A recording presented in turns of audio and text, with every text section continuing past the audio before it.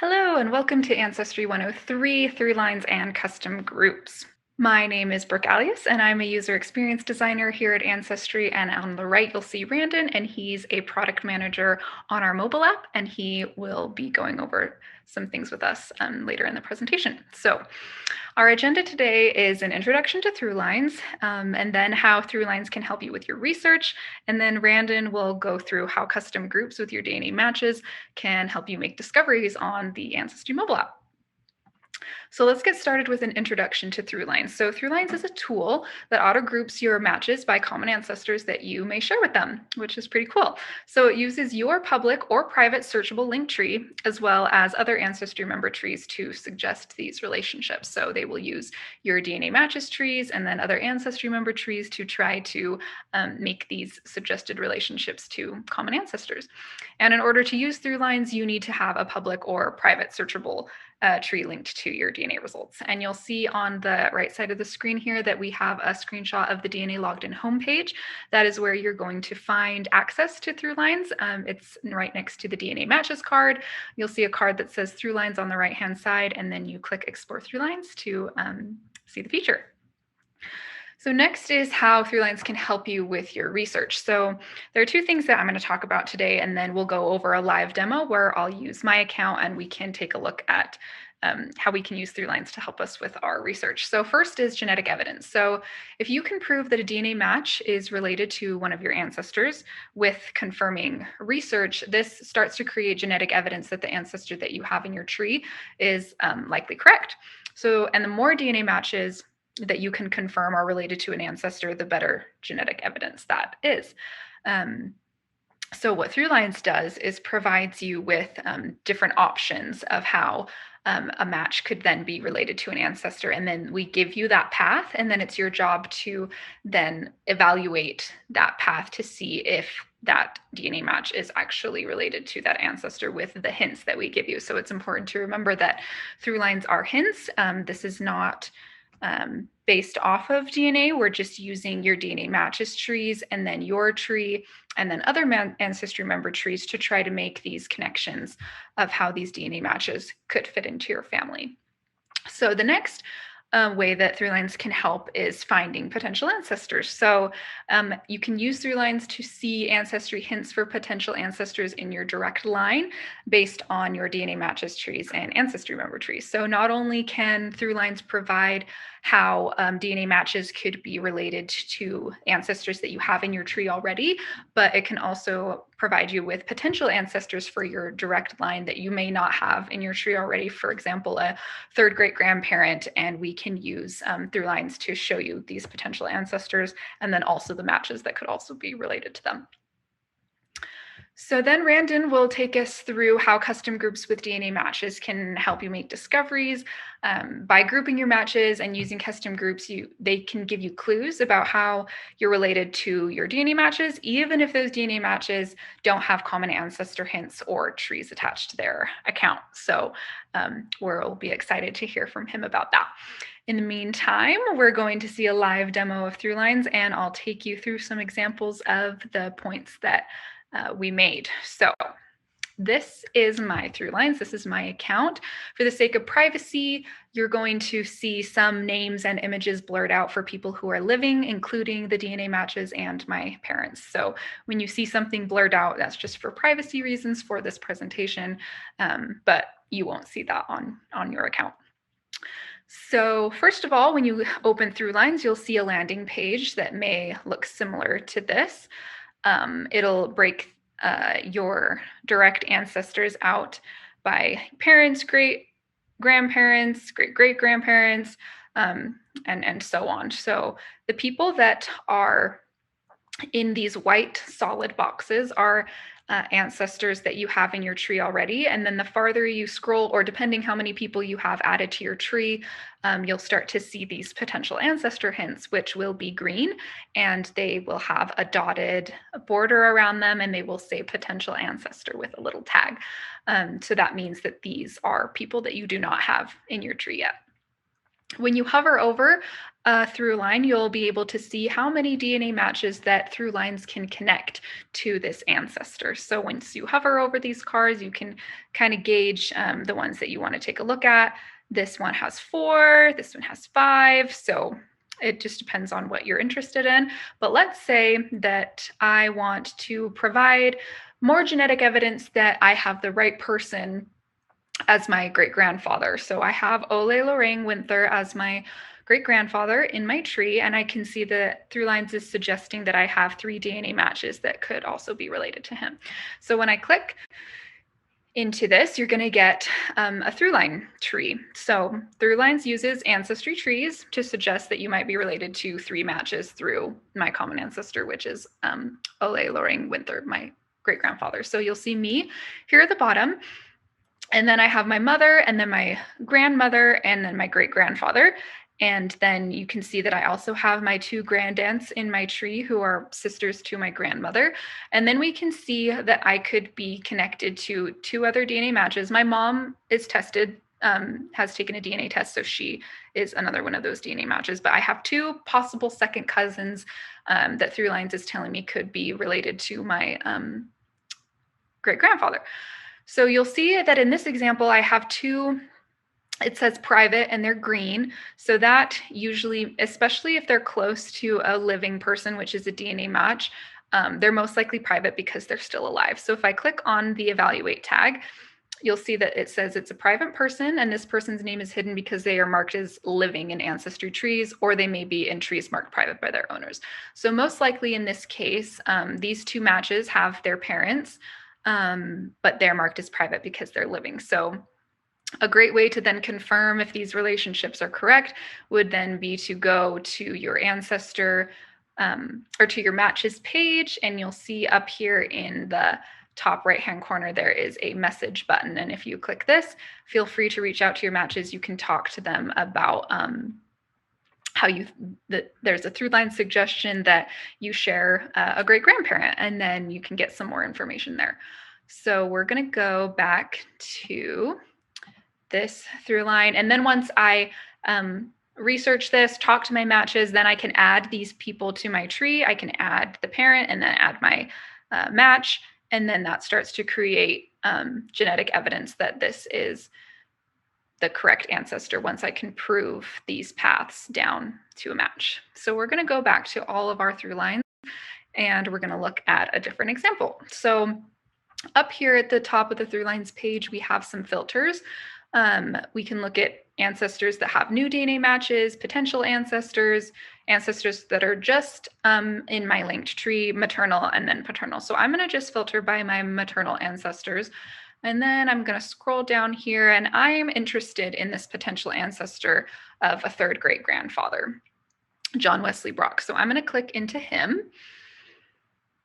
And then we can see that he's marked up here at the top. If you expand these rows here, then you can see how these paths start to build up. I'm going to click this 2 DNA matches and open this one as well to kind of just get a full picture here.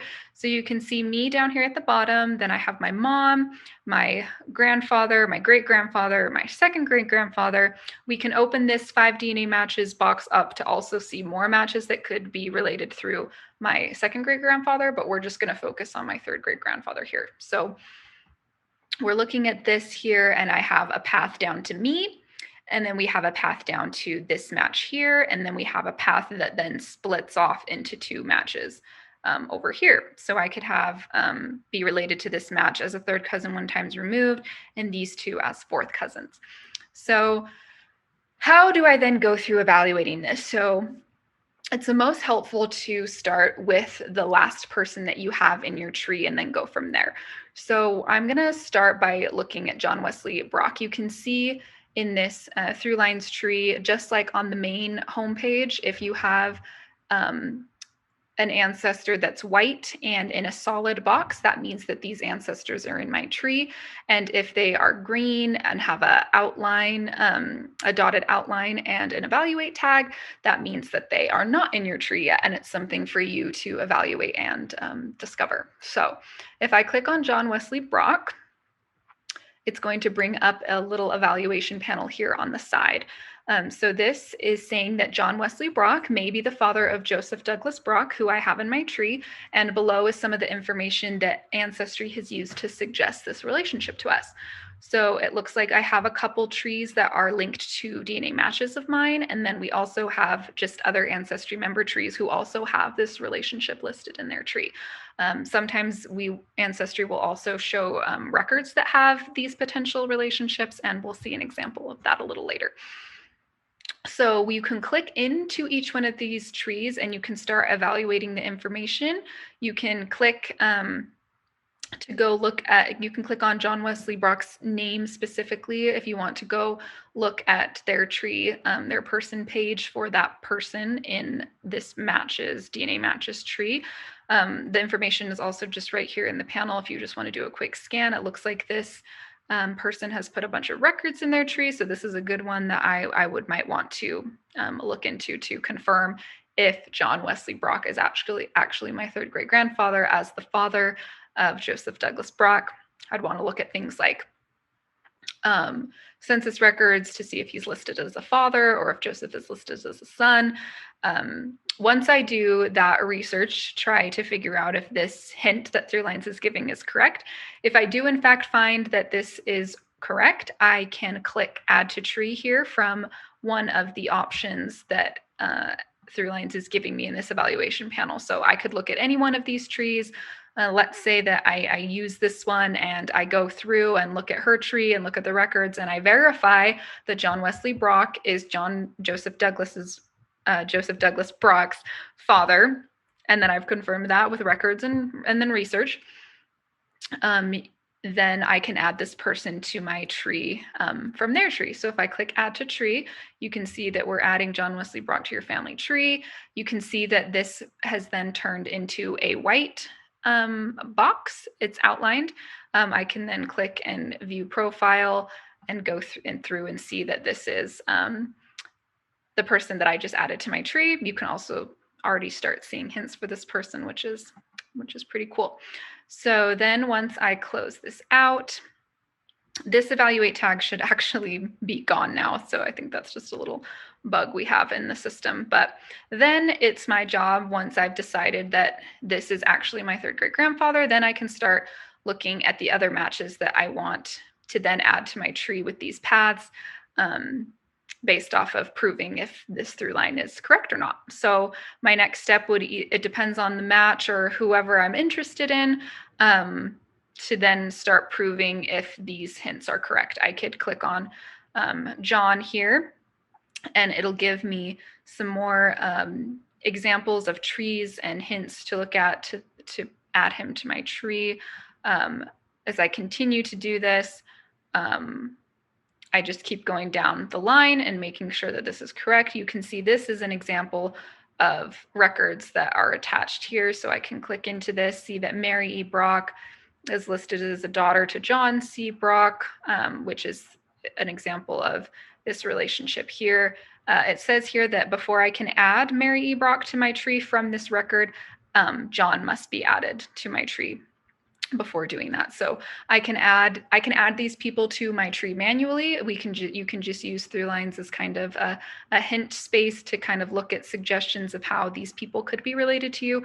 Or like we did with John Wesley Brock, if you click into them and choose one of the trees or records that we're suggesting could have this relationship, you can add straight from there as well.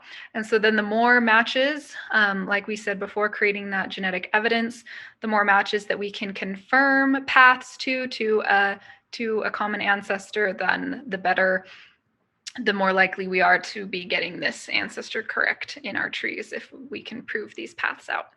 And then we can also find potential ancestors, just like John Wesley Brock was a potential for mine in my tree. So now we are going to pass the baton over to Randon, and he is going to talk to us about custom groups with your DNA matches in the mobile app. My name is Randon Morford, and I'm happy to share how custom groups with DNA matches can help you make discoveries. The value in DNA matches is that these matches are related to you. Utilizing your matches can help you learn more about your shared ancestry. The goal is to figure out how you're related to these matches. With Ancestry, you're able to use many different record types to learn about your ancestors. DNA Matches uses science to connect you with your ancestors. So let's take a look at how I use the app to figure out how I'm related to these cousin matches. I start with my second cousins. Doing this will create a broader and more inclusive group that will connect close and distant relatives. To do this, I start by clicking on the Matches tab at the bottom of the screen. Now I scroll to my second cousin. There's Stephanie, and I'm going to swipe and add a group. It's a custom group. I'll pick this nice burgundy color, and we'll call this line 1.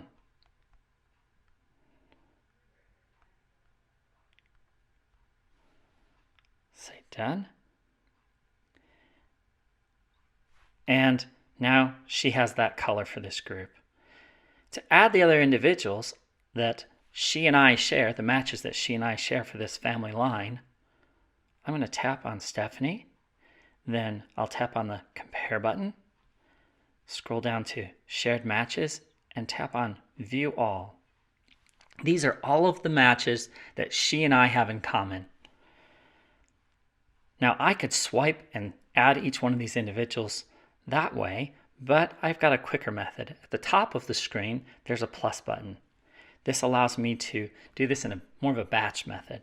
So now I can go through and just tap on each one of these people.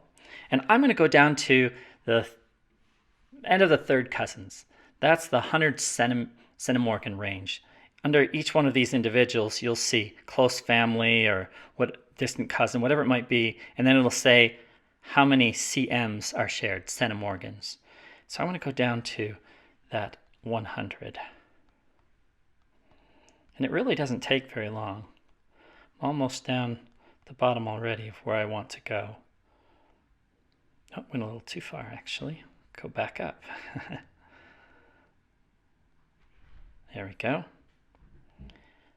And we are almost there. Okay, I have all of them. Make sure they're added to the group by selecting that line. Say done. Great. Now I'm going to do that several more times. Let's do that again. I'll select one of the second cousins that isn't part of a group. We're going to create a custom group. Make this one pink. Line 2.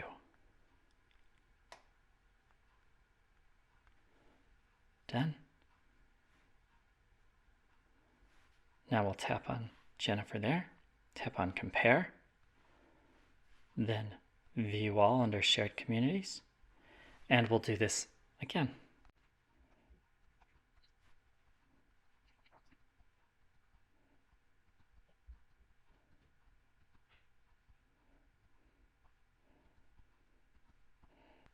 Okay, add them to line 2. Then we'll go back out and we'll find another cousin, second cousin, who isn't part of a group. We'll select, here's one. I'm going to call this line 3.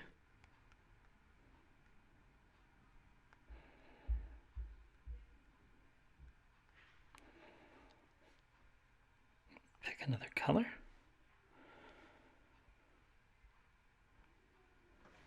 And now we'll select that individual, compare, view all matches.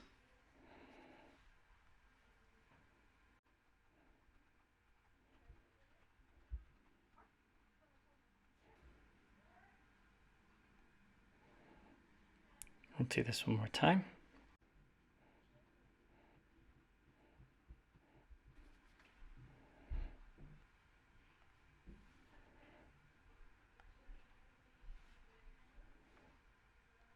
Line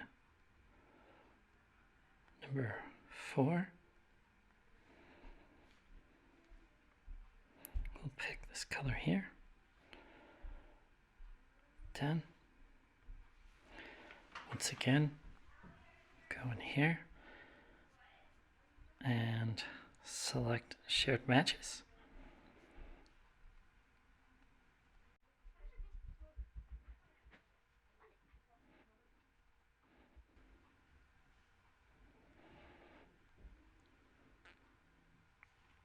Now that I've created those 4 different lines, I'm now going to take a look at the family trees of these individuals and try and figure out how we are connected. What family line do we come through? So, let's take a look at my family tree. I start with those second cousins because I wanted to get a little further out. That takes me to my great-grandparents at least, right? So I've got my great-grandparents here, and I'm connected here through, I've got my dad's line, my mom's line. Great, okay, we're all set. Now, let's take a look at the first one. The first color was burgundy. So let's scroll down and try and find someone who has that burgundy color and also has a large size tree so I can figure out what name we're looking for here. Okay, she's got a pretty large family tree. Let's take a look.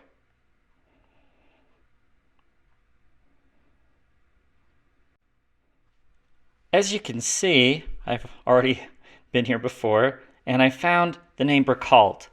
If we look at my family tree, I share Burkalt as well. Margaret Burkalt down at the bottom. So we're going to mark that one burgundy. We know that anyone who has that color is going to come through that line. Next one. Let's take a look. We'll go back out. We'll do the darker pink. So let's find someone with dark pink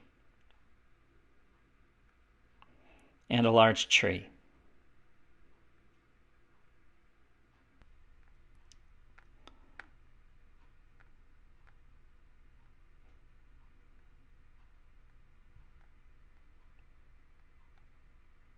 Okay, so this person right here, I've done a little further research, and to save a little time for this presentation, I'm going to tell you this person here, Elizabeth K. Davis, at the top here, is a relation through the Dement line. My great-grandfather, Reuben, his mother is a Davis, and that is how we are connected. So now I've got 2 of these identified and what lines they're coming through. Let's do 2 more.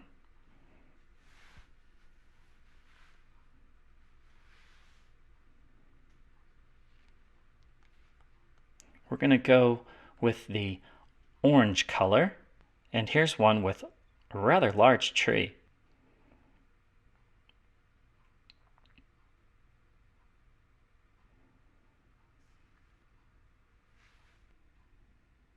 And there is the name St. John right there. That identifies the next line right there on my father's side. Edith St. John, my great-grandmother. And lastly, let's go with one more.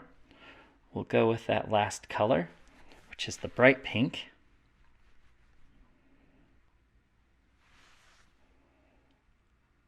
And this one I'm going to do a little differently. If we look at the names, this one tells it right away. I have a second cousin with the last name Armstrong, and it has the pink color. I know from others that I've looked at, without even looking at the tree, that Armstrong name keeps coming up. And that is, from looking at the trees, how I'm connected to these people. So we've been able to identify 4 different lines. We have on my father's side, coming through his dad, we have the St. John family. Through his mother, my grandmother, we have the Armstrong family. On my mom's side, through the Dement line, and then we have, through her mother's side, the Burkalt line. This is a great way to create family lines, understand how you're connected, and now as I go through and look at these individuals, these matches, I can see what family lines they're connected to, and if I have questions about a particular line, these are people I'm going to reach out to and see what information they have. Maybe they can clarify some things for me, or maybe I can for them. Thank you for joining us. We are grateful to have had this opportunity to share with you today. Go out there and keep discovering. Thank you.